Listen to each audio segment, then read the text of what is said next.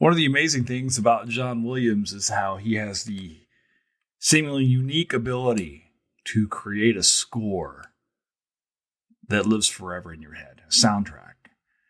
You guys have been around. You know Star Wars. You know Indiana Jones. You know Superman. You know E.T. And saying these movies is probably triggering the sounds of those soundtracks, the memories that came with those films in your heads right now. And on June 11th, 1993, 30 years ago this week, you heard for the very first time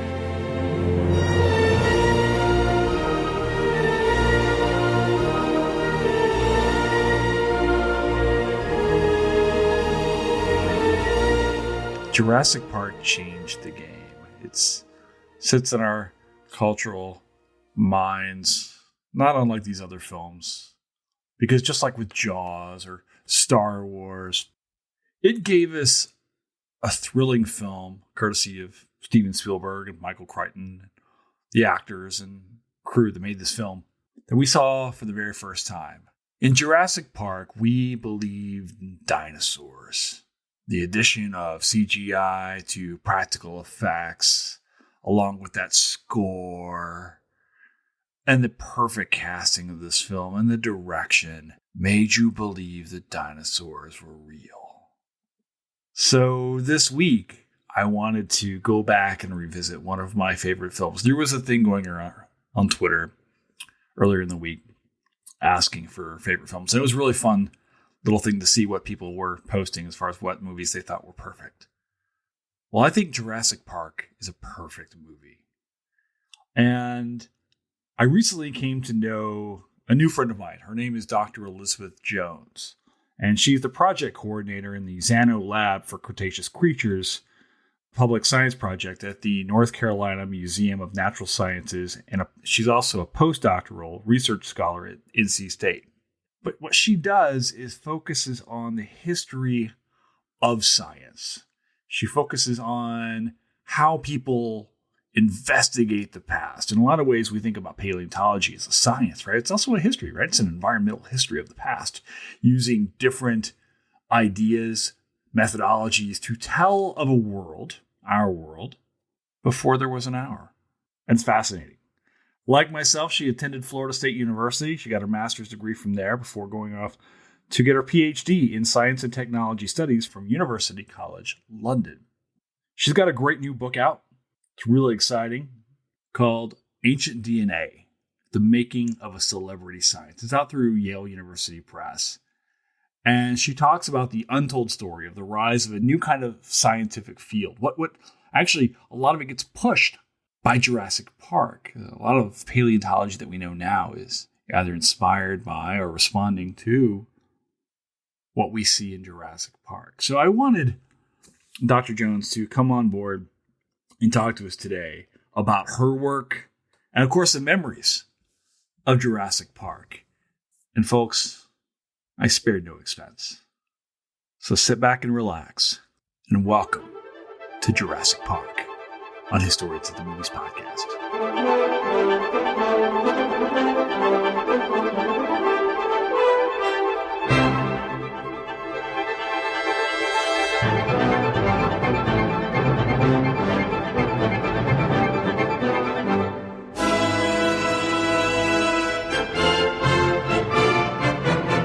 Hey, Elizabeth Jones, how are you? I'm good. How are you? I'm in Florida. Please help me escape. Okay, I live on Isla Nublar is where I live. Like, I am right now, I am freedom deficient is what I am. Like, because all the books keep getting banned and everything. What is it in Jurassic Park what's the contingency where they don't have the that's tomatoes. That's what happens to Italians. If they, the Italians have lycopene dependency. Like, if they don't get enough pasta, then the entirety. Yeah. Well, I think you'll be okay, because what do they say? Life finds a way. So you'll survive in Florida. Oh my gosh. Well, so we were just talking before you got on. You did your master's work in Florida. Yes. But in a very specific part of Florida. this magical place called Tallahassee. Right. Right. Which is like different. Like Florida, people like think of Florida like they think about like Walt Disney World or maybe the Keys or something like that. And Tally's different. Did you like your time in Tallahassee? Yeah, it's an interesting place. What I liked about it is that, I don't know, Tallahassee's sort of like South Georgia, right? So much. It's like right there at the border. I did love that you could just drive 45 minutes to like Wakulla Springs and float above the manatees, which are like giant potatoes, basically. Oh my gosh! Oh, I loved that. I have a manatee story for you, real quick. I live on the Indian River here, or I live close to the Indian River down here. Like people, for those of you who would like to stalk me in my residence, I'll just at this point in time just go ahead and like announce my address. I might as well start giving my social at this point in time. I'm 45. My favorite color is blue. But I was out in the Indian River the other day. And I was in my kayak, and I'm just kind of paddling around, and there's a whole bunch of dolphins, and I'm just kind of lollygagging around. And I'm paddling, and I'm in like 2.5, 3 feet of water. It's really, really shallow. And I'm not really paying attention. And I see this big gray mass directly in front of me. And by the time it like registers with me that I'm about to like go directly over a manatee in my kayak, said manatee recognizes that a kayak is about to come over it and loses its shit. And people are like, oh, they're so lovely. They're so nice. They're docile. This thing nearly it like freaked out, like flung its tail back and forth and nearly like swamped my kayak before. People think they're like slow moving. They could bail. Anyway, so did you flip? No. Fortunately, I've never flipped in that kayak, which is like, and I'm kind of worried about like doing it one day, but I also have this paddleboard you see behind me. That's what I'm really just like, I have no stability on it. I got the biggest, widest, like I got the Brontosaurus size paddleboard. I was like, do you weigh 65,000 tons and do you belong to another period in time? This is the paddleboard for you, right? Because like I wanted like a barge. My paddleboard is like something they like escort, like there's like the car carriers they ship from Japan back to like San Francisco. That's the size of my paddleboard. It's for the wide fellows. Because I'm just, and I'm actually gonna go to the Springs on Monday to go paddling with a buddy of mine, and I'm terrified. Now to the manatees, like I would happily fall off, but we have alligators in Florida. Did you see them in the Springs? Did you see alligators when you were out there too? Because that water's cold in the Springs. Well, not when I was kayaking. The few times I did it. Okay. And I really didn't think about that when I was kayaking, which is kind of dumb. But when I took one of the the touristy tour boats at Wakulla Springs, and you totally see them there. I don't know why I didn't make that connection. I just thought I'm kayaking, there are manatees, but there are going to be other things out there too that I probably don't want to encounter. Oh my gosh. It's just like, and people move to Florida. Where are you from originally? You're not from Florida originally? Or where? No, I'm from North Carolina. Okay. Which is where you're at now. That's right. And you're not fleeing from your governor there yet. No, I'm not. I like him a lot. Oh, okay, good. Yeah. But people move down here to Florida, and they're like, the first question is like, how do I find an alligator? Like, where is there? Are there alligators in the water? I'm like, if it's water, there's an alligator. Yes. Like, especially down here. Just open your eyes. Oh my gosh! And did you go to the Keys when you were living in Florida? Have you ever been down there? Yes. Yeah. I love it there, but they have crocodiles, which are bigger. Yeah, nature is beautiful and scary. Yeah, I feel like you could have set, to bring this full circle, I feel like we could have set Jurassic Park in Florida. Like, welcome to like San Marcos Island or something, or St. George up near Tallahassee. Like we could have set it there, and instead of like dinosaurs, we could have had like snowbirds from Canada, and with the chasings would have been slower. Yeah. And you hide out in a Publix or something like that. I don't know. Instead of like the big place, we just hang out like in the frozen goods section of Publix or something like that. So I don't know. Yeah, no, that makes complete sense. You have giant crocodiles and no books to read. It's just terrifying, right? It is terrifying. Like Florida, I always call Florida like America's Australia because everything here wants to kill you. It's just like we have crocodiles and alligators, and we have pythons now. We have these huge. Have you seen these pythons we've got down here? Like the Burmese pythons are like 20 feet long. Yeah, they're not supposed to be there, are they? No, they're supposed to be in Burma.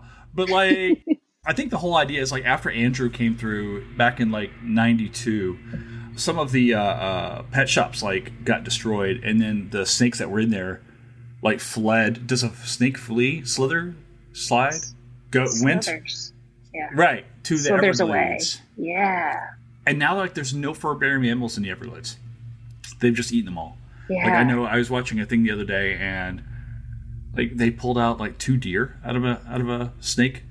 Oh my gosh. Yeah, it's huge. But you didn't have this trouble in London because that's where you went to after your time in Tallahassee. Is what you're saying? That's right. Oh. Yes. Oh, who did you work with when you were at Florida State? So I was in a history and philosophy of science department, and I worked with Michael Roos. He is a famous, or some might say infamous, philosopher of science. He does a lot of evolutionary biology, Darwin, and he actually served. He was on one of the court cases that testified for the 1981 creationism court case about teaching creationism in schools or evolution.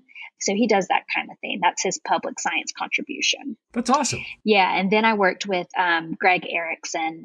He's a paleontologist, does a lot of T-Rex bite force. So he hangs out with alligators and crocodiles and all that kind of stuff. I'll probably run into him at some point in time then, because that's I'll just be out there chasing turtles. Be like, oh hey, that's you look right. like a guy who should know, right? Yeah, you see some crazy person out there wrestling an alligator, might be him. It's probably me, but we'll like it's like this is good for the Instagram. Is probably right. somewhere. It's good for the likes, and then you ended up doing your doctorate in London that we were just talking, which is not which I think in a lot of ways London is known as the Tallahassee of England, is what I'm told. Oh, yeah. I can. Yeah, I have never made that connection, but there you go. Yeah, it's a little bit more liberal than the rest of the area, but yeah, Tallahassee, London, yeah, about the same. Yeah, clearly, right? Like I think all of my English ancestors just rolled over and died again. So there was that. So anyway, so talk to me now a little bit about like what you're doing now, because we were talking a little bit earlier. I wanted to bring you on, talk about Jurassic Park. You just had this book come out. What are you doing now back that you've made the circle back to North Carolina? You're at NC State, right? Yeah, I'm at NC State and the North Carolina Museum of Natural Sciences, which is where I'm sitting right now. I see bugs behind you. Yes. And so I'm actually in the lab that's next door to the paleontology lab, because in the paleontology lab, there's a lot of noise because people are prepping fossils. So you hear like lots of buzzing and things like that. And so I came over to the ant lab next door because it's quiet in here right now. Yeah, all I can imagine now is like someone coming in and say, hey, can I borrow that piece of amber? We've got to drill into it. We've got the paleontology thing going. Exactly. That's totally what we're doing over there. Yeah. All right. I have one more very important question for you. This is important because you're a native Southerner like myself. Okay. Coke or Pepsi? What do you got? Yeah, I'm going to have to say Coke. Diet Coke. Yeah. Diet Coke. All right. We can continue. Yeah. But if I'm at Costco, they only have Pepsi in the fountain. And so when I get the foot-long hot dog, then I just get a Diet Pepsi because, I just have to. But, definitely Coke. Okay, so this is really weird because I'm heading to Costco when we get done to go pick up a GoPro so that I can go in the rivers and take manatee pictures. I'm not kidding. This is like Manatee Park at this point in time. I always get like the Mountain Dew over there, and like Dr. Pepper is like my standby and whatever, if I got to. But if I actually don't like hot dogs. This is weird. But wow, have you tried their hot dogs? They're pretty good. No, it's just like. It's like I like sausages. Yeah, I think I've got like one German ancestor, and like I channel that person, but I can't. Like I've never been able to do hot dogs. So you got this new book, and you're talking a lot in this book about the idea of celebrity science. Can you talk a little bit about like what are you doing now? You're a historian of science, right? Of this like what are you working on? Like how does this fit into this whole field here? Yeah, so. I'm a historian of science and specifically of paleontology and genetics. And so how I like to describe it is that I study the people who study fossils. And I ask questions like, how do we know what we know? How has what we know about the world or the ancient past, how has that changed over time? And then how does it impact society? And interestingly, in turn, which is what the book is about, how does society impact the science? So the book is all about this subject of science called ancient DNA research. And also known as, Jurassic Park sort of stuff. So getting DNA from dead things, old things, like fossil material, it could be tissues, muscles, sometimes bone. And then what can we do with that DNA? And the book that I wrote is the history of that. So it goes from the 1980s to today. And it's all about the scientists' memories of how the field came to be and how Jurassic Park played a role in it. And through the 50 some interviews that I did with scientists across the world, many things came through, but one of the most prominent was the role of the media in the development of the science, and specifically the role of Jurassic Park. And so this idea and this kind of framework of celebrity science came out of it. And what a celebrity science is it's about a subject of science that evolves in the media spotlight under intense public interest and extreme media exposure. And the key here is that it's like a subject of science. It's not about a specific scientist. Now, so you might think of someone like Carl Sagan as a celebrity scientist, or Neil deGrasse Tyson, or Jane Goodall. They're celebrity scientists or have been categorized like that by the public and by other scholars. But I'm talking about celebrity on the group level. So how it affects all the scientists participating in this research. And mainly it's about the public's interest in the science itself. So that would be the idea of getting DNA from fossils and de-extincting creatures from it. I'm assuming there's almost this trajectory, kind of like with Indiana Jones, and then where another Spielberg project, where you see is there a big boom in paleontology after the release of the book Jurassic Park, and then the film itself? Like what happens, I guess, with Jurassic Park in the field of paleontology, like after the release? Yeah. So after the release of the book, but definitely the movie and the subsequent movies, there was a huge increase in interest in people wanting to become paleontologists. A lot of my colleagues actually are paleontologists now because of Jurassic Park. A lot of the scientists that I interviewed who do ancient DNA research got into it because it looked like a cool thing to do and they wanted to do it, so they went and did it. It also really facilitated a huge boom in funding opportunities. So like in the UK and in the US, there were a lot of funding initiatives that were all about what can we get DNA from. One of them even funded some researchers in London in the late 90s to try to do the Jurassic Park hypothesis, which is really a substantive study in trying to extract DNA from not just one insect in amber, but multiple insects in ambers from different types of amber, different type of insects, different time periods. So it really facilitated just an exploration of something that didn't exist before. And a lot of it was down to the movie. Are there still these debates? One of the big central things, right, is the Goldblum, bit when he's talking about, we always thought if we could, we never thought about if we should. Are there still these debates on whether or not this should happen? Because I see stuff, especially with mammoths for some reason, I think, because we have their direct descendants. And of course, we have dinosaur descendants here flying around, but are these debates still roaring, if you will? Yeah. Raging and roaring. Yeah, yes. Absolutely. Yeah, I love a pun. Yeah, you're good at them. I'm awful at puns, so I'll just write off of yours. Dad joke central over here, but go on. I'm a lame mom, so I don't have any cool. I don't have any cool mom jokes. Yeah. I'm too sleep deprived for any funny jokes. Oh my Yes, god! Oh, you're an early mom stage then. I'm an early mom. I have a 4-year-old and a 2-year-old. Yeah, Oh yeah, yeah. See, I have like a yeah. 15-year-old and an 11-year-old, and I'm just like, Oh, so just go you're do the things. Yeah, I'm yeah, like, bring me the things. I shall sit upon the couch, and like I've trained my yeah. boys to cook now. Okay, It's like having a staff, but you're a nice. little ways away. I'm You'll a get there. ways away. Yeah. Okay. Well, I will. So I will be funny at some point, and also I will have I will have people bring me things. So I'm All right, fair excited. enough. Yeah. Okay, Yeah. Wait. the Okay. payoff is worth it once you get there. Yeah. So okay. So the thing that Goldblum says is scientists could, but they didn't stop to think if they should. And Right. yes, that has been the undertone for all of the de-extinction stuff. So de-extinction is the Mhm. word we use now for, the idea of cloning or resurrecting extinct creatures.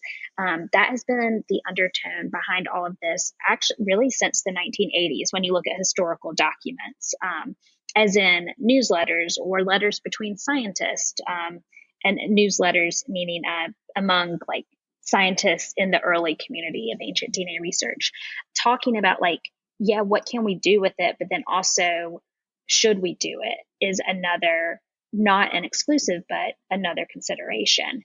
And, we're still hearing that trope. And if you look through all the media archives, that's one of the major headlines is like, we can, but should we?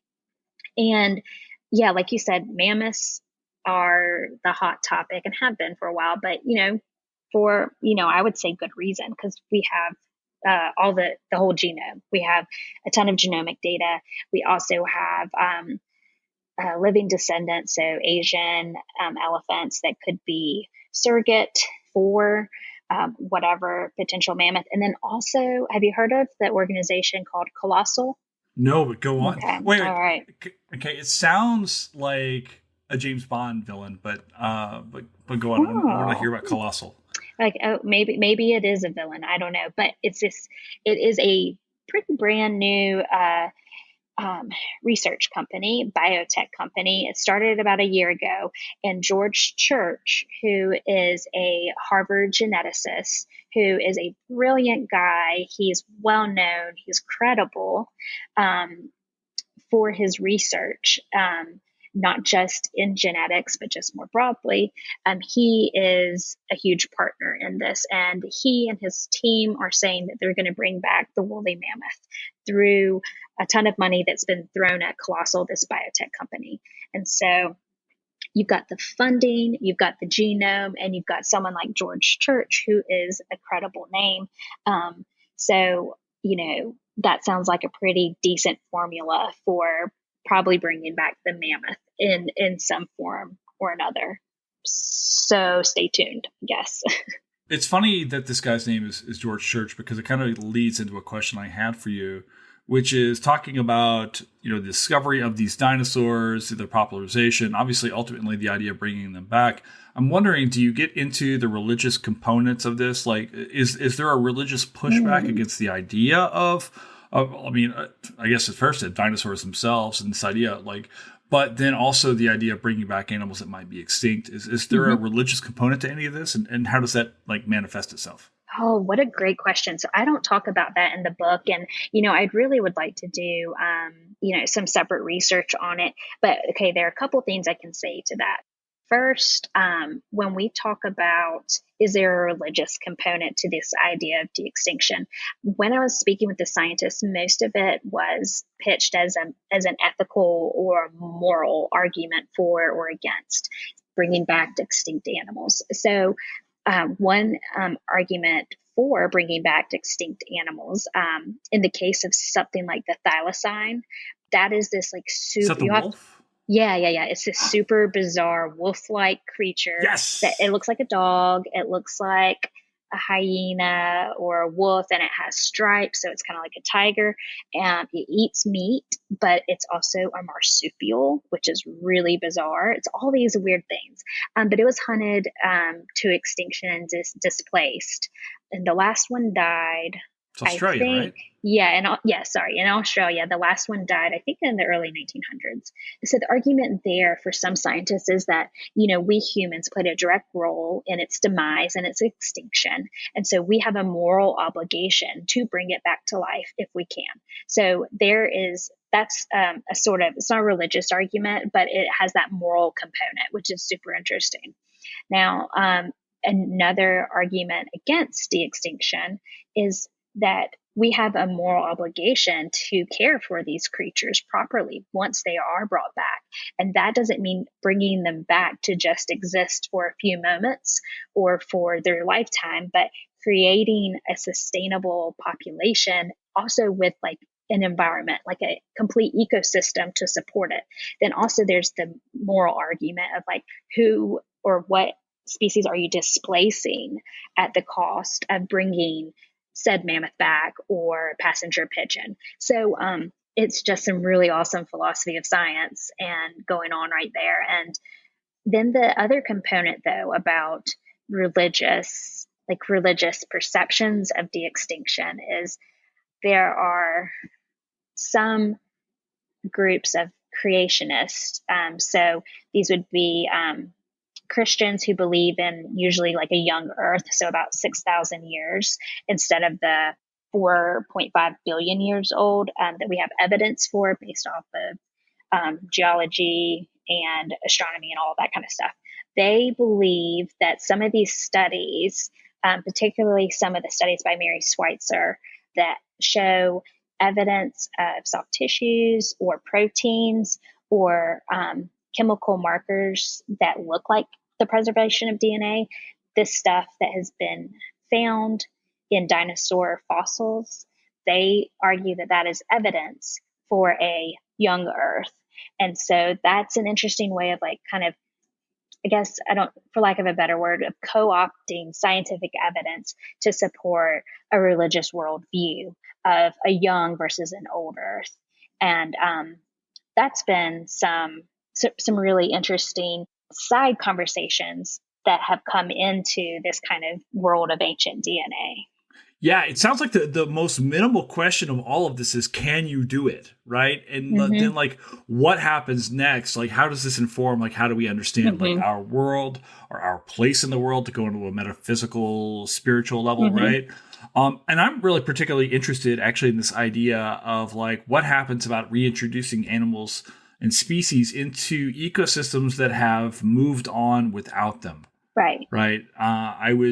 When I was writing my own dissertation, I write about this in the book I'm working on now, this idea of cattle being brought into Florida in the 1600s, really kind of feeling that niche left by bison that were leaving Florida just a short time earlier, right? What happens when you bring bison back onto that land? Of course, bison are still around, but you get the idea. It's like, what happens when you start to reintroduce these animals back in? Where does a woolly mammoth fit in? I mean, where do you put this? This animal was in Nebraska. It's now, do you put it in the Yukon? And then the questions of like, who manages these species, right? Is it a scientific organization? If we look at lands as inherently indigenous and these animals being indigenous themselves, does this fall under the dominion of, say, First Nations? If you were to go into Canada or like all of the, I don't even know. Like where I mean, these quandaries are huge. How do you work them out? Yeah, I mean, those are all the questions that are some that have not been asked really, but some that have been, but that aren't necessarily answers to. And I think I have to do my research a little bit more, but I think this colossal organization is putting an advisory board together to kind of parse out some of this. But something super cool, you talk about where the mammoth is going to go. Well, I say super cool, but it's maybe not. But no, all of this is cool. Like you were talking, and I'm sitting here geeking out because this is very cool, especially with mammoths belonging to the Arctic. That's another pun waiting to happen. It'll go in the show notes. All right, you're saying before I took over. No, it's fine. That something cool. Okay, so it's called Pleistocene Park.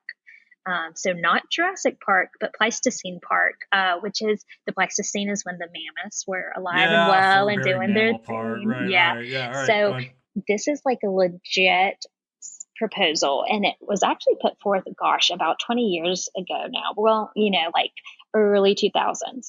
But there are two Russian scientists. So that's interesting, given today's current events. But two Russian scientists who have proposed massive area of land in northern Siberia to be dedicated as the Pleistocene Park. Now, the thing here is that it's not just about bringing back a mammoth and putting it there, but like recreating the entire ecosystem and like the Arctic tundra and that sort of thing with the appropriate kind of small animals, large animals, the appropriate kind of grasses, and recreating that environment in that space, and calling it Pleistocene Park. Now, I don't know actually how that figures into Colossal's mission to bring back the mammoth, but so that's to show you that like there have been conversations and ideas about, where do we put the thing once we get the thing brought back to life. But then again, like, is that just always going to be contained? And also, can you even contain? Because, that's the beauty of the book and movie of Jurassic Park. It plays on the whole excitement, but also fear of genetic engineering. Like, we can create and we can control, but only to a certain extent. And then it's out of our control. And then, what happens from there. See, what I would worry about as far as the Pleistocene Park in Russia is how long before Vladimir Putin tries to weaponize mammoths in an invasion of Ukraine. And then we've got like CNN footage of like these huge, mammoths invading Kyiv. And, I don't want to have to go like, yep. It's pretty easy to make that connection. I mean, like mammoth tanks or something. I don't know. Like, it's like that battle in Lord of the Rings and Return of the King when they're like going after when they're going after, where is it? Gondor. I don't know. So then Legolas is showing it. Boy, this podcast is going all over the place now. I also kind of wonder, and this is the horrible part of me that loves being from the South, because you're in North Carolina right now. Like, is Big Barbecue like funding any of this operation? Because they're like, what would be great? Oh, wow. Do you bring back mammoth and dodo and like that's my immediate. Like, you have some good ideas. I try. Some bad ideas. Very much so. I'm like, hey, it'd be great. Bring this animal back so that we can eat it. And there's like 9% of the audience going, yeah, it's probably a good idea. And the rest of them, no. The eating, actually, if we watch the film, the eating goes exactly one way in Jurassic Park, and it's not the direction we want it to. Are you actually familiar with Dan Flores's work at all? Have you read American Serengeti? No, I haven't read it. He talks about this, and like this is like, as I continue to like move farther and farther into like an environmental history, he talks about this idea of like of like the Great Plains is this great version of the American Serengeti, right? And these animals, how like there's really the only animal that you've got left of that time period is like the pronghorn antelope, because it's just like it evolved all of these attributes that it needed to survive its predators, right? It's super fast. It can see for 3 dozen miles or whatever. It can jump and so forth. And then he gets into talk about all these things like the short-faced bear and the steppe lion. And I would actually take segments of that and teach it to my students. I'm like, look, if you lived 15,000 years ago, you wouldn't make it to your mailbox. Like, we talk about like, oh, the dinosaur is fine. We can bring back the hairy animals. They're fine. It'll be also terrifying. Like a woolly rhinoceros is huge. Like, let's imagine a rhino that can invade the north now. I don't know. So how did you respond to Jurassic Park? Did Jurassic Park play a role into your own own work as like going into a historian of science, or how does this play in for you? And like let's talk about this film a little bit. Like, what's it playing off of? So I have such a loser answer, but I the first time I saw Jurassic Park was when it came out, and I think I was 7. And I mean, I wasn't. My parents didn't put me down to watch Jurassic Park. My brother was watching it, and then I saw it, and it terrified me. So I never watched it again until I was in college and doing this sort of research. So I never really watched Jurassic Park. I also never had any interest in dinosaurs. It was really just by happenstance I took a dinosaur class at NC State with Mary Schweitzer, who was doing this like crazy work on trying to get proteins from dinosaur bone. And I just worked with her and took 4 more classes, dug up dinosaurs in the field. My parents were really confused by what I was doing because it was like completely off my radar. And then I thought, well, I guess I better read Jurassic Park. I guess I better watch the movie because I'm doing, my thesis on it. And then I'm doing my PhD on it and writing a book on it. So some pretty cool homework to have to read and watch the movie. But, yeah, that's my answer. It had, no bearing. It was just complete by happenstance. But it's a pretty cool movie now that I see it as an adult. When you talk to other scientists, when you were doing this oral history component of your work is fascinating to me because you are literally creating an archive, and I think that is so freaking cool. Yeah. It sounds to me like a lot of these scientists were inspired by the film. Is there a retrograde now that they've gone off and they've become grown up paleontologists and things like that? Is there a retrograde? Like, do they go back and look at the film differently over time? Do people say, I liked it, but now velociraptors were not that big. Probably had feathers. Like, what's their take on that? Like, have you seen anything different on that? Yeah. So I think, so let me just be presumptuous and speak on behalf of all the paleontologists and geneticists in the world. But I think all of them you should speak on behalf of right now. Let me do that. I'm sure they will appreciate it. I'm sure there won't be a paper involved in this. Go on. Yeah. So I would say on the whole, and this is what movie critics say as well. It's like Jurassic Park, that 1993 film, really holds up extremely well over the decades, mainly because of the CGI technology that came out right when they were filming, and they incorporated it in. It totally changed the game for like visualizing what a dinosaur looked like and then what it sounded like and how it moved and behaved. And just the representation was, out of this world for then, but also holds up pretty well now. But then scientifically speaking about the accuracy, I think that we could do this rough characterization of paleontologists and geneticists respond like in 2 different ways. That, there's a group that can get really fired up watching the movie about all the inaccuracies. Then there's also a group that, recognizes all that, but then also is totally in tune to the fact that science and cinema, they're not incompatible, but one has to win out over the other at one point. And, you can try to have an accurate portrayal, but of a dinosaur, but also the director is going for a certain element of shock or of entertainment versus education. And it can be a toss up between the two. So you either have this isn't right about the movie, or this isn't right, but it made for a good film. So you get those 2 kind of perspectives from scientists watching the film at the time, but then also rewatching all of them. Do you have a favorite part of this film? Oh, definitely the velociraptors in the kitchen. God, such a great scene. I know. It's just, here's why it's good, because it's terrifying. And that's the part that I saw when I was 7 and scarred you for life. Yeah. And was never going to watch it again. But then I did. Can I tell you, I can't watch The Wizard of Oz to this day. Oh, that is a weird movie. Why? But because I watched it when I was like little, and the Wicked Witch of the West scared the crap out of me. Yeah. Like to this day, like no. I mean, I like the Tin Man. He's got an axe and all that stuff. But like, I guess I can watch it. I'm a big boy, but like, I don't want to because like the memories of being afraid come back, right? Yeah. No. Yeah. That stuff sticks with you. Well, the Munchkins are kind of weird, actually. A little bit, right? A little bit. Yeah. So people are like your podcast is anti-little people. No, it's no. I hope not. Now I'm gonna have to like.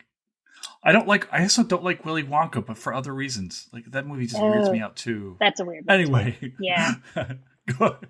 Yeah. Go ahead. Let's see. Oh yeah, the Velociraptors kitchen. Terrifying. Yeah. That was my favorite because it's terrifying, it's well produced in the sense that the suspense is there, but also the scientific, well, we'll call it scientific accuracy, sort of Right. what they were trying, how they were trying to present the velociraptors. Because so at this time, scientists are wondering, are dinosaurs cold-blooded? Are they warm-blooded? What is their physiology like? And at the time, there was some proposals that, yes, they're warm-blooded. And the velociraptor in this scene, right before she comes into the kitchen, there's that little window on the kitchen door, and the velociraptor blows, like breathes onto the window, and then it fogs up. And so that was, not only was it like this creepy element of, the dinosaur looking in and behaving in such a way as to like be scoping out the kitchen, but that portrayed the animal as being warm-blooded because you have the warm air coming out into the atmosphere, into the environment, and causing it to fog up. And so I never even thought about that. Yeah, it's like and Jack Horner, who is kind of like my academic grandfather, because he was Mary Schweitzer's advisor, and Mary Schweitzer advised me. He was a scientific consultant on Jurassic Park. Kind of the basis in some ways for Dr. Grant, is he? Yes, yeah. Right. Yeah. Although they look nothing alike, and love Jack to death, but no, they look nothing alike. Okay. So anyways, but this kind of like maverick scientist idea. But so he played a huge role in saying, this is some of the research, this is how we should have the dinosaurs behave. And that was one tidbit that got put in. Another one was, the opening of the door to come into the kitchen. So not only is that creepy because it's that human likeness, the same thing that kind of creeps us out about AI, but it's depicting, the decision there was depicting dinosaurs as being smart and agile. Problem solvers, right? Yeah, problem solvers. And for most of the history of paleontology, dinosaurs have been understood or depicted as slow and dumb. And then all the dinosaurs in the film were portrayed as, being fast and agile, which was really getting across a different image of dinosaurs than had been previously shown to the public. And so that was, huge in changing the public's perception of what dinosaur behavior was like. Yeah, there was also this idea about dinosaurs as nurturing, right? Like I remember growing up, like dinosaurs cold-blooded. And okay, to be fair, I was growing up in Louisiana at the time, so I'm not going to say that we had the best education system, but I remember in second and third grade, so this was in the early 80s. I remember my teacher very specifically saying, we don't know what happened to the dinosaurs. We don't know why they died or anything like that. This would have been early 80s, right? 82, 83, somewhere. It feels like the science came very far very quickly to say, no, we definitively know what happened. The asteroid obviously having a huge impact, and those that survived took on avian characteristics. Am I correct? Right, yeah. And then this idea of animals as nurturing. And I remember specifically growing up, not just dinosaurs, but just hearing humans are the only animals, say, with souls. This is very kind of growing up in the South. Things tend to get very coded with religion, whether or not, right? But animals don't have, animals don't care. They're not sentient and so forth. And are we rethinking dinosaurs in those terms as well, as far as their relationships, I guess? Yeah. Well, that's a great question. So the best that we can do is, from the fossil evidence, but also inferring from what modern animals that are most closely related to dinosaurs, like what they do. So, talking about birds. But yeah, there has been some great evidence to suggest, like you said, a brooding behavior or parental care, because there have been dinosaur egg nests found across the world, some here in the U.S., out west, and skeletons of the grown dinosaurs around it. So suggesting that, they were with their young, they cared for their young. So that also helps to change our understanding of dinosaurs, like other animals, caring for their young, or we see whales or dolphins do something similar, like if they are separated Orcas are having from their their young. moment right now. Yeah, yeah. Oh, I used to want to be like one of the. Oh, this is awful, but SeaWorld was the big thing, Oh, for real? growing up. But I Yeah. wanted to be a dolphin trainer, and I wanted to be the person that was on, like, flying across the water with, a whale or a dolphin or something. But Sure. now I do this instead, so It's fine. it's fine. Can I tell you, like, we were talking off camera earlier, as my kayak the other day, and I'm out there, Yeah. and I'm surrounded by dolphins, here in Florida, because we've got a bunch of them. And traditionally, you grow up and you're like, oh, dolphins, they're wonderful. I have cursed out more dolphins in my life because they ruin the fishing when I'm out there, like, trying, because dolphins are like apex predators, like in the river system down here in Florida. So you can't bite my hook if you're swimming for your life, because Flipper is trying to, like, eat you, and they are so good at it. And they're just swimming around, just like, you're not catching anything today, buddy. Just pull the camera up. You're taking pictures. You're not. It's like, you got to go fishing in a lake or something like that. Okay, but yeah, then we get back to the whole alligator thing. I'm telling you, everything. My entire fishing existence in Florida is dependent upon, will I survive said experience? And I literally, like, there are times in Florida where I go, I'm not fishing. It's alligator breeding season. Not doing it. Like late March, early April. Okay, good to I'm know. not going. Yeah, I have, like, these are the things you have to worry about down here, on top of everything else that is Florida. I remember though, there's that scene when they drive up, and the first time you've got the music, and the music in this is so important, right? The John Williams score is just drives this movie. I remember the doors opening up in Jurassic Park, and they're in those Jeep Wranglers, and Grant drives up, and he sees a Apatosaurus, I guess. We don't say Brontosaurus anymore, right? Brachiosaurus. I was thinking about that the other day because my kid was coloring something and it said Brontosaurus. And I was like, excuse me, let me tell you, son, that's an Apatosaurus. And then I was like, well, actually, wait, I think that, so they did overturn it and say, okay, actually Brontosaurus is Apatosaurus. They're not, they're the same thing. And so the name Apatosaurus went out, but I think they're reconsidering that. I don't know. I need to do some more research. That's what I always say. I feel like in my show notes, of like, we're like, is it okay to say Brontosaurus? Is Brontosaurus a bad word in paleontological? Like, big ass dinosaur, I guess, is also. Yeah. Well, let's say the long neck dinosaur, the big ass long neck. Now you're now you're getting us into Land Before Time territory. Oh yeah. And we did that on HATM a few weeks ago. I know, and I was going to join in. That's how I found out about you. But then it was at 8:00, which is like bedtime for the kiddos, and so I forgot about it. But I've tried to, like, move the time around for HATM. It's like, it's weird because at that 8:00 time, it's good because you can get the movie in and get it over before it's too late. Right. But a lot of folks are putting their kids down right around 8 or 7 Central. Like, back when I had kids, I was concerned about. Now they're just up, like, eating Takis at 3 in it. Like, I'll walk into the kitchen, like, who drank all the Coca-Cola? Like, it's my 15-year-old, of course he did. But so I did that for Earth Day, and that's like a scarring film, right? Like, where mother dies. There's that in Bambi. Right. So I have one more film where I am threatening the community, like when they really want to get me. Fox and the Hound. That's the one. Yeah.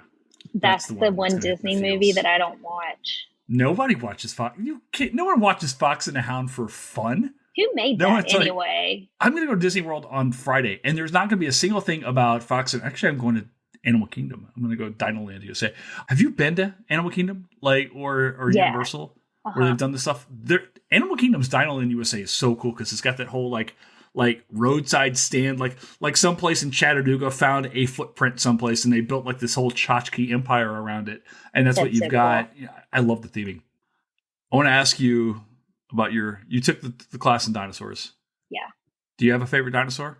I do. And actually, you said I could name 5, and I've never. You can name 5. I've never been asked to name 5, so that's so generous. Okay, so the first one is Microraptor. Yes. Are we going in order, or are we going all? Are we going 5 to 1? No, I don't really have. Okay, no. I'll try to put them in order. I mean, I'm really not that particular, but Microraptor guai is my first because during my dinosaur class, we had to, take a dinosaur and do some research on it. So there you go. So it's a bit nostalgic, but it's this tiny bird-like dinosaur found in China, and Mm-hmm. it has evidence of feathers on all four of its limbs. So it's kind of like this four-winged flying looking like dinosaur that probably glided, and it's about 2.5 feet. So it's pretty tiny. I just really like that. It's early evidence of the evolution of feathers, and then that connection between non-flying dinosaurs and then birds today. And also it was tiny. And then I The think cuteness of dinosaurs helps, right? yeah, yeah, the cuteness of anything helps, right? Yeah, baby manatees. Yeah. Oh yeah. Is this animal like? I don't want to ruin your five dinosaurs. That's okay. This animal sounds a lot like Archaeopteryx. Yes, yes, yes, yes. Yeah. Okay, It is. all right. It's similar. Yeah. Also from China, right? And then where they found Archaeopteryx? Yeah. You're on top. Down on my dinosaurs today. All right. Yeah. Call me on a good day. All right. I'm sorry. Yeah. Keep going. Yeah. So okay, and then so going from small to big, I would say Diplodocus, Carnegie, or Mm-hmm. some people say like Diplodocus, or I don't know. I've heard a couple different things, but I say Diplodocus. And I like this. So this is one of the big sauropod dinosaurs, long neck dinosaurs, and I like this one mainly because of its historical significance. So the excavation of this dinosaur was funded by Andrew Carnegie, the steel guy in Philadelphia, and the original specimen, so like the real bones, Mm-hmm. are in Pittsburgh. I believe. I'll check that again for the show notes.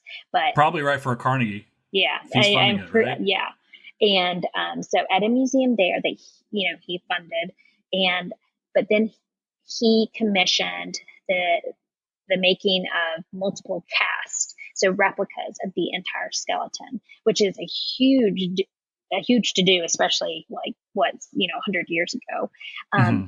But one of the most popular ones is a cast of this Diplodocus, and it's named Dippy, and it's in London, and it's so beloved, and it was in this central hall, and then it was removed because they put a whale up there now, but Dippy went on tour, like literally they just toured this massive replica of a dinosaur all around Europe, and it was a huge uproar among the British public whenever they Really? removed Dippy, and it's just Wait, the really, British have a problem with people taking things from their museums? yeah, especially a dinosaur that was found in the US that was like gifted. And also, they didn't even like it at the time when it was gifted. They were like, we don't want your stuff. But now Yeah. the British public were so upset that it was being, taken off display. But yeah, we can talk about the British Museum sometime and what they've got Yes. from everywhere in the world. But, I'm sure there's a movie about that. Oh, just a couple, Yeah. probably find one or two. Yeah. Yeah. We'll do Night at the Museum and just have our fun with it. There you go. Yeah, so I like that one. And then real quick, the other ones, I like Suchomimus because that's a fun name. What is that? It is like this big crocodile kind of like dinosaur. The size of crocodiles are huge, the way they dwarf the modern ones. Yeah. Well, talking about like making things look smaller than they are, like, what's it? How do you say it? Like Dilophosaurus, that dinosaur in Jurassic Park that was really tiny and had the frills on the side of his head and that would spit venom. So that one, because that was just an awesome representation. Although, they took liberties with the frills and they took liberties. There's no evidence that it spit venom, but other animals, did they do that? And also they made it a lot smaller. It's actually pretty huge in real life, which really? I'm not sure why they made it smaller. I don't know that. So it could fit in the car with Newman. That's right. Okay. Yeah. That's pretty creepy. Yeah. I like fitting in the car. Yeah. Okay. And then the last one, I'm going to give a shout out to my boss in my lab. They discovered a new teeny tiny tyrannosaur called Moros intrepidus, which is such a badass name. And Moros intrepidus? yes, Moros intrepidus. Hold on, I'm And writing this down so I can go look it up in a bit. yeah, Moros. Did they get to name it? yeah. So my boss, Lindsay Zano, she's the head of Paleo here, and she does field work in. So our team is actually out right now in New Mexico, and then they're going to Utah and then Montana, and I'll be going out to Montana with them at the end of the year, end of the summer. But then my boss, she also goes to Mongolia. But Moros intrepidus, they found the first and the only bones of this new species several years ago in Utah, and it's a tiny tyrannosaur, and it is early on in the evolution of tyrannosaurs, so it's really this interesting showpiece of the development of tyrannosaurs from small to large bodied dinosaurs. Do we think Tyrannosaurus had feathers? Yes, probably. So the recent paper on Moros, I think it should be coming out soon, like scientific publication. Mm-hmm. I think the image depicts it with feathers. And That's then so most weird. tyrannosaur depictions have some element of feather ornamentation.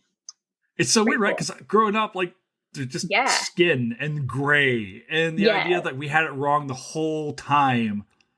Like, it just, you want to feel like we live in an era where we've got things figured out. Like we are exploring planets and the ocean and extra, and like we don't even know if it had feather. Like, it could be the wrong color, and we don't like. I think about that all the time. Like, I think when I'm feeling really, this sounds kind of depressing, but like, I just think. Go on. This is depressing central. Yeah. I think about all this stuff that I know and all of the world views that I hold. And then I just imagine like God above me, and he could just be like, nope, not that. Nope, not that. Yes, that. And just like of all the things, like 75 or maybe 95% of what I think is true is probably not. And it just is terrifying. But then you just have to forget it and just go on and just pretend like you know what you know and that it's true, right? That may be the most accurate way to talk about writing your own dissertation, frankly. Yes. I don't really know. I'm just gonna own it. I'm just gonna go with it. I mean, because I don't know what it was like for you, but when I was writing, I don't know how it changed when you went to write your book, but I was like, towards the end, it's like, all I'm trying to do is show that I know how to do stuff. I don't even care if it's right anymore. I mean, obviously I did, but it was like the mental hurdles I had to go through to get to submitting chapters when I was writing my dissertation to send them to the committee or whatever. It's like, it's okay if this isn't completely accurate. I'm just trying to advance the argument and send it forward. And I mean, you're trained as a scholar and you think, oh, I need to be the final word, or I need to have this completely right. And it's too heady. It's too much to take on for a single person, I think, sometimes. Do you follow Sue the T-Rex on Twitter? I do. Yeah. Do you? Love Sue. Oh yeah, I've seen Sue in person. Like, so I did a workshop in Chicago for like a month, and I was like walking distance to the Field Museum in the summer. It's like June in Chicago, so it was like 4 miles. I got very in shape that summer because I would just go to the Field Museum like every day and just. Well, this sounds really depressing now that I think about it. Walk 4 miles to go to a museum. You know what? It's like that, and like, you know how much pizza I ate that summer. It was like, it's not pizza, it's lasagna. Right. But either way. Right. Yeah. All right. I got one final question for you here. Yeah. Is Jurassic Park a history film? That's probably one of the best questions that I have never been asked. And my answer is yes, absolutely. Because we alluded to this a little bit earlier in our conversation, but genetic engineering, it was a thing that was becoming possible at that time. And this is some of the brilliance behind most writers, but particularly Michael Crichton and his other books, is that he was able to pick up on cultural cues or fears or interest or enthusiasm, what was going on at the time, and pick a piece of it and create a story around it and run with it. And that is what Jurassic Park, the book and the movie, is about. It's about this like excitement for humans being able to genetically recreate something that once existed when we weren't even alive, but that now no longer exists. And then it plays on the excitement of that, but the fear of that, and our ability and then inability to control the outcome. And it's kind of like the promise and perils of scientific progress, you know? And for that reason, I definitely see Jurassic Park as a history film because it's capturing a moment in time, but also when you look at how it was produced, like the cinematic expertise and features that went into it, a lot of the new technology to make the dinosaurs look realistic. I mean, that's just a snapshot in time as well, too, of just this blockbuster movie era. So unless my understanding of a history movie is something other than what you think it is, I would, for those reasons, I think it is a history movie. I think I've recorded like 30 of these podcasts now, and I think I've only had one person say we didn't do a history film. So, yeah. I mean, my argument is like all movies end up being history films, whether or not they're in the moment or not. Yeah. Which is easy because I'm like, oh, historians and movies, blah, blah, blah, right? Yeah. How convenient for me. But no, right? And like, so I think the film works on like multiple different levels because it's dealing very much with the past, but also we look at it as like as a moment, as an artifact of its time, and how people are like starting to reckon with science. And then we get into the whole idea of film, like you were talking earlier, the idea of filmmaking. And I think like one of the things that makes this film brilliant, and the reason why I think it holds up so well, is because the technology for CGI was so early, they couldn't over rely on it. So a lot of the effects are still practical, like the best scenes are the T-Rex and things like that, where you have that practical thing. And then, of course, you get some CGI stuff. They don't over rely it. Do you like the other Jurassic Park films? Are you yay, nay? Like, how do you feel about them generally? Yeah, they're fine. I mean, the first is still the best. It's not even close. Yeah, but I mean, yeah, the other ones are fine. I don't get all, this is just funny that we're talking about movies because I'm, one of the worst movie people. I watched horrible movies when I was growing up. So, I'm really the worst person. What did you watch? What was bad? Oh my gosh, I don't even want to say. Oh, yes, you do. You want to say it in front of I'm going to say it in front of everyone. All right. I used to watch all the Mary Kate and Ashley videos and movies. Yes. Okay. Yeah. Good. All the time. And there's this other movie that my sister and I used to watch it was a little video called Big Rock Candy Mountain. We'll link to it in the show notes. Oh, absolutely. I know this. Yeah, like a creepy people dressed up in animal costumes, not furries, but dressed up in animal costumes and hanging out with kids in like a magical land. Yeah, that's, So you're saying I can have you back when we do the Mary Kate and Ashley Olsen like films. I actually think they're fascinating. Like you bring this up, it's like we can talk about them in moments of like marketing and like the audience that they are. And also they made $1 bazillion. Those two women are, I mean, it's so many times you hear these stories about like people like child actors getting ripped off, and they clearly did not. They came out on the opposite side of this whole thing. Yeah, it's too bad their younger sister, did nothing else for her own career. Was she in every Marvel movie in the world now? So actually, she's great. I love Elizabeth Olsen. She's good. She's got chops. So people are like, you guys are talking about everything. I'm like, yes, that is how. I love this. All right, let me ask you this: where can people find you online? Where do people find you on the Twitter's verse? Where do people go? So people can find me on Twitter and Instagram at Dr. Dino DNA. Spoiler alert: we do not have any Dino DNA, but never say never. And you can find me at the North Carolina Museum of Natural Sciences, where I run some of the paleontology education and outreach programs, particularly one called Cretaceous Creatures. We send out 66 million year old fossil sediment to 8th graders across the country and beyond, and they get to make their own fossil discoveries. Are you serious? That sounds so cool. It is so cool. It's like I never wanted to do this because I didn't know about it, and I get to do it. So I'm like living the dream. Heck yeah. And then you can go to Amazon and you can buy my book called Ancient DNA: The Making of a Celebrity Science. That will certainly appear on the Twitter and all the things here in about like a week, because like the 30th anniversary of Jurassic Park is next week. Yeah, you're so sweet. Thank you. Are you kidding me? Like, absolutely. I'm so happy you stopped by to talk. Also, I feel weird. How is Jurassic Park 30 freaking years old?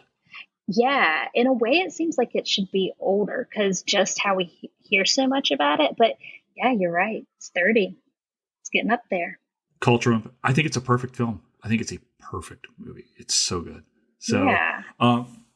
Thank you so much for being here today. I really appreciate you taking the time from like doing other important scholarly work to come and talk about this movie. So I'm so glad we could sit down and do this. Thank you. Yeah, well, thank you for the invitation. It was really nice to meet you, and I look forward to talking about Mary-Kate and Ashley Olsen in the future.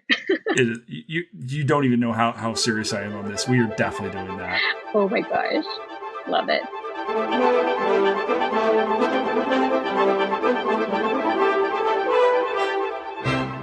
And that's a wrap here at Historians at the Movies podcast. Thank you so much to our guest, Elizabeth Jones. And please do check out her book. I will put a link to that in the podcast notes and certainly on the Twitter page as well when I put the thread out here as well.